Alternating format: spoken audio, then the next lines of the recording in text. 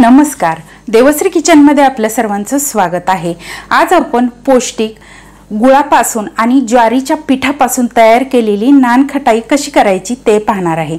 तर अगदी सोप्या पद्धतीने ही रेसिपी मी तुम्हाला दाखवलेली आहे आणि ही बिस्किट ही नानखटाई खूप पौष्टिक होते। अगदी लहानांपासून मोठ्यांपर्यंत तुम्ही खाऊ शकता किंवा तुम्ही डाएटसाठी खाऊ शकता। शुगरच्या पेशंटसाठी तुम्ही ही घरामध्ये बनवू शकता। एकदम पौष्टिक अशी ही नानखटाई तयार होते। आजकाल लहानांपासून मोठ्यांपर्यंत रोज आपल्या घरामध्ये बिस्किट खाल्ली जातात, पण ती बिस्किट मैद्यापासून तयार केलेली असतात आणि मैद्यापासून जे पदार्थ तयार केलेले असतात त्याच्यामुळे आपल्या शरीरावरती सुद्धा त्याचे खूप परिणाम होत आहेत। तर आज आपण खूप पौष्टिक अगदी शुगरच्या पेशंटसाठी सुद्धा तुम्ही हे बिस्किट रोज देऊ शकता त्यांना। इतकी पौष्टिक ही बिस्किट तयार होतात आणि ग्लुटन फ्री ही बिस्किट आहेत, ज्वारीच्या पिठापासून मी तयार केलेली आहेत। तर यामध्ये साखर न वापरता गुळाचा वापर केलेला आहे, त्यामुळे हे चवीला एकदमच मस्त लागतात। अगदी करायला सोपी आहे। बिना ओव्हन, बिना बेकिंग पावडर किंवा बिना बेकिंग सोड्याची मी ही बिस्किट तयार केलेली आहेत। तर या पद्धतीने तुम्ही नक्की करून पहा। एकदम लहानांपासून मोठ्यांपर्यंत सर्वांना आवडतील अशी ही नानखटाई तयार होते। आता ज्वारीचं पीठ म्हटलं की याची चव थोडीशी वेगळी लागते आणि ती मला वाटतं लहानांनाच काय तर मोठ्यांना सुद्धा आवडणार नाही अशी फक्त ज्वारीच्या पिठाची चव लागते। पण त्या बिस्किटांची चव वाढवण्यासाठी आपण यामध्ये एक पदार्थ घालणार आहोत। तो पदार्थ कोणता आहे हे पुढे मी तुम्हाला रेसिपीमध्ये दाखवणारच आहे। त्यामुळे या बिस्किटांची चव वाढली जाते आणि त्यामुळे ही बिस्किट खाल्ली जातात, चवीला मस्त होतात। बिस्किट असो किंवा नानखटाई असो, ती दिसण्याबरोबर ती पौष्टिक असण्याबरोबर ती चवीला सुद्धा तेवढीच छान लागली पाहिजे, ही आजची परिस्थिती आहे। लहानांनाच काय तर आपण सुद्धा चवीला जर छान लागला तरच तो पदार्थ खातो। त्यासाठी यामध्ये तुम्ही काहीही घालू शकता, म्हणजे जे मुलांना आवडतं ते यामध्ये घालून हे बिस्किट तयार करू शकता। तर आज मी असाच एक पदार्थ यामध्ये घातलेला आहे, त्यामुळे बिस्किटाची चव आणखीनच वाढलेली आहे। त्यामुळे चवीला खुसखुशीत खमंग अशी बिस्किटे तयार होतात। तर या पद्धतीने तुम्ही नक्की करून पहा, तुम्हाला सुद्धा नक्कीच आवडतील। ही रेसिपी तुम्हाला कशी वाटली कमेंट करून मला नक्की सांगा। या रेसिपीला लाईक करा, शेअर करा। त्याचबरोबर तुम्हाला जर माझ्या रेसिपी आवडत असतील तर माझ्या चॅनलला सबस्क्राईब करायला विसरू नका। त्याचबरोबर तुम्ही इंस्टाग्रामवरती असाल तर इंस्टाग्रामवरती मला फॉलो करा। इंस्टाग्रामची लिंक मी खाली डिस्क्रिप्शन बॉक्समध्ये दिलेली आहे, तुम्ही नक्की पाहू शकता। चला तर मग रेसिपीला सुरुवात करूया।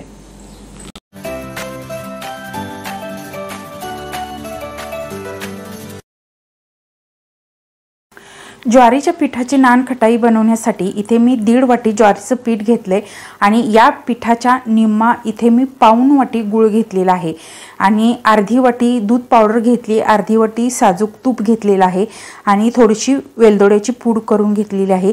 थोडेसे अरळबोबडे असे हे वेलदोडे मी वाटून घेतलेले आहेत।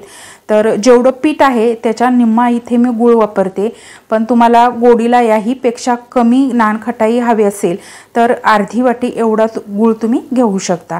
तर आता आपण बिस्किट करायला सुरू करूया। इथे मी एक बाउल घेतलेला आहे, यामध्ये आपण सुरुवातीला तूप घालूया। तूप हे नॉर्मल रूम टेम्परेचरवर असलं पाहिजे, खूप घट्टही नाही आणि खूप वितळलेलं सुद्धा आपल्याला वापरायचं नाही। तर आता हे तूप थोडंसं आपण फेटून घेऊया।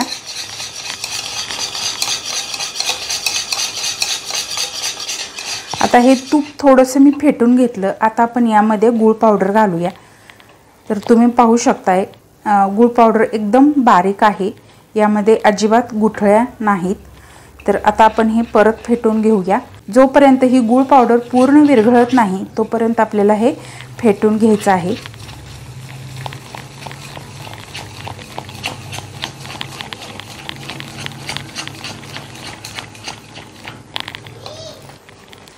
एक 5 मिनिटे झाली, हे मिश्रण मी छान फेटून घेतलेलं आहे आणि तुम्ही पाहू शकता हे छान असं क्रीमी झालेलं आहे।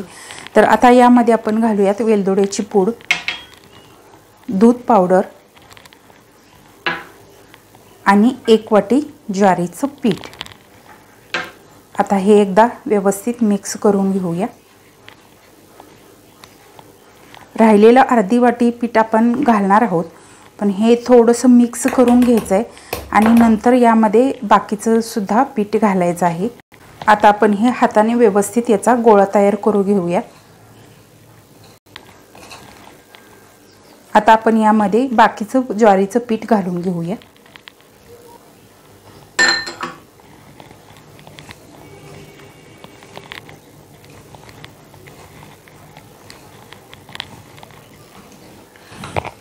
इथे हे पीठ मी छान एकजीव करून याचा गोळा तयार करून घेतलाय। तुम्ही पाहू शकता खूप पातळही नाही आणि खूप घट्टही नाही, याची अशी गोळी तयार होते। तुम्ही पाहू शकता हे पहा, अशा पद्धतीने जोपर्यंत गोळी तयार होत नाही तोपर्यंत आपल्याला हे छान एकजीव करून घ्यायचं आहे।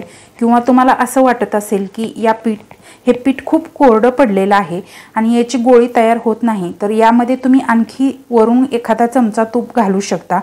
तर अशा पद्धतीने आपण आता याची नानखटाई तयार करून घेऊया। तुम्हाला हव्या त्या आकारामध्ये, हव्या त्या साईजमध्ये तुम्ही ही नानखटाई तयार करून घेऊ शकता। तर सुरुवातीला असं थोडंसं हाताने चुरून घ्या, म्हणजेच गोल गोळी करून घ्या आणि थोडंसं तळ हातावरती घेऊन हे असं वरून प्रेस करून थोडंसं याला चपटा असा आकार द्यायचा आहे। आता आपण हे बाजूला ठेवूया आणि अशाच पद्धतीने आपण ही सगळी नानखटाई अगोदर तयार करून घेऊया। इथे मी एक ताट घेतलंय, त्याला तूप लावून घेतलेलं आहे आणि ही नानखटाई आपण या ताटामध्ये ठेवूया, कारण मी कढईमध्ये ही बिस्किटं बेक करून घेणार आहे। तुमच्याकडे जर ओव्हन असेल तर ओव्हनच्या ट्रेमध्ये तुम्ही डायरेक्ट ही बिस्किटं किंवा ही नानखटाई ठेवू शकता। तर इथे तुम्हाला एक मी गोष्ट सांगेन की यामध्ये मी दूध पावडरचा वापर केलेला आहे। त्याचं कारण म्हणजे पौष्टिक असण्याबरोबरच या बिस्किटांना चव सुद्धा असली पाहिजे, तरच आपली मुले ही बिस्किटे खातील। ही एक टीप आहे, लक्षात ठेवा। जर तुम्ही डायरेक्ट फक्त पिठाची बिस्किटं बनवली तर मुले अजिबात तोंडात घालणार नाहीत। तर या बिस्किटांना थोडीशी चव सुद्धा असली पाहिजे, त्यासाठी इथे मी दूध पावडरचा वापर केलेला आहे। जर तुम्हाला हवं असेल तर तुम्ही यामध्ये कोको पावडर सुद्धा घालू शकता। दूध पावडर घातल्यामुळे या बिस्किटांना चवही येते आणि ही बिस्किट खूप पौष्टिक सुद्धा होतात। त्यासाठी मी इथे दूध पावडरचा वापर केलेला आहे। मुलांच्या आवडीनुसार किंवा चवीनुसार तुम्ही यामध्ये कोणताही फ्लेवर देऊ शकता। इथे मी अगदी नॉर्मल साधा आपला वेलदोड्याचा फ्लेवर दिलेला आहे। तुम्हाला हवं असेल तर तुम्ही यामध्ये इसेन्स सुद्धा वापरू शकता। आता इथे मी ही सर्व नानखटाई तयार करून घेते। त्याचबरोबर मी गॅसवरती कढई सुद्धा फ्री हीट करायला ठेवलेली आहे। तर नानखटाई तयार करण्या अगोदर एक 10 मिनिटे आपल्याला कढई फ्री हीट करून घ्यायची आहे। इथे मी एका ताटामध्ये बसतील एवढी नानखटाई करून घेतलेली आहे आणि मी अशी प्लेन ठेवलेली आहे। तुम्हाला जर याच्यावरती ड्राय फ्रूट्स लावायचे असतील तर तुम्ही लावू शकता। तर आता आपल्याला हे बेक करून घ्यायचं आहे, पण याच्यावरती मी थोडीशी डिझाईन काढून घेते। तर हा झारा आहे, त्याने मी थोडीशी डिझाईन काढून घेते। असा झारा तर प्रत्येकाच्या घरामध्ये असतो, त्यामुळे तुम्ही अशा पद्धतीने याच्यावरती या झाऱ्याने अगदी सहज डिझाईन करू शकता। तुम्ही पाहू शकताय, किंवा काटा चमच्याने सुद्धा तुम्ही डिझाईन या पद्धतीने करू शकता।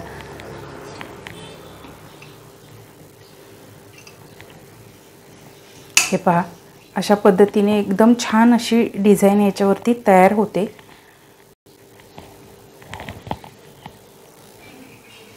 अशा पद्धतीने सर्व नानखटाईवर मी छान अशी डिझाईन करून घेतली। आता आपण ही नानखटाई बेक करून घेऊया। कढई मी मीडियम गॅसवरती 10 मिनिटे फ्री हीट करून घेतलेली आहे आणि याच्यावरती आता आपल्याला हे ताट ठेवायचं आहे। आता या कढईवरती झाकण ठेवायचं आहे आणि झाकण ठेवून 10 ते 15 मिनिटे कमीत कमी गॅसवरती आपल्याला ही नानखटाई भाजून घ्यायची आहेत, म्हणजेच बेक करून घ्यायची आहेत। 10 ते 15 मिनिटे झाली। ही नानखटाई मी छान बेक करून घेतलेली आहे। तुम्ही पाहू शकताय अजून गरम आहेत आणि वरून अशी मऊ लागतायत। जेव्हा ही नानखटाई थंड होईल त्यावेळेस ही कडक येईल। त्यामुळे तुम्ही 10 ते 15 मिनिटे ही बेक करून घ्या आणि बाजूला काढून पूर्णतः थंड करून घ्या आणि नंतरच तुम्ही ही कुकीज किंवा ही नानखटाई पाहू शकता। एकदम कडक आणि क्रिस्पी खुसखुशीत अशी नानखटाई आपली तयार होईल। आता आपण ही थंड करून घेऊया। ना ओव्हन, ना बेकिंग पावडर, ना सोडा, तर अगदी काहीही न घालता घरच्या घरी एकदम पौष्टिक अशी ज्वारीच्या पिठापासून मी इथे बिस्किट तयार करून घेतलेली आहेत, नानखटाई तयार करून घेतलेली आहे आणि परफेक्ट नानखटाई कशी बनवायची हे परफेक्ट प्रमाणसुद्धा मी यामध्ये तुम्हाला सांगितलेलं आहे। त्या पद्धतीने तुम्ही नक्की बनवू शकता। एकदम मस्त अशी खुसखुशीत चविष्ट अशी नानखटाई तयार होते। खूप पौष्टिक अशी रेसिपी आहे। या पद्धतीने तुम्ही नक्की करून पहा। अगदी शुगर बीपी किंवा तुम्हाला डाएट करायचं असेल तर एकदम परफेक्ट रेसिपी आहे। तुम्हाला शुगर न खाता सुद्धा गोड पदार्थ खाता येईल। गुळापासून आपण ही नानखटाई तयार केलेली आहे। एकदम मस्त अशी रेसिपी आहे, नक्की करून बघा।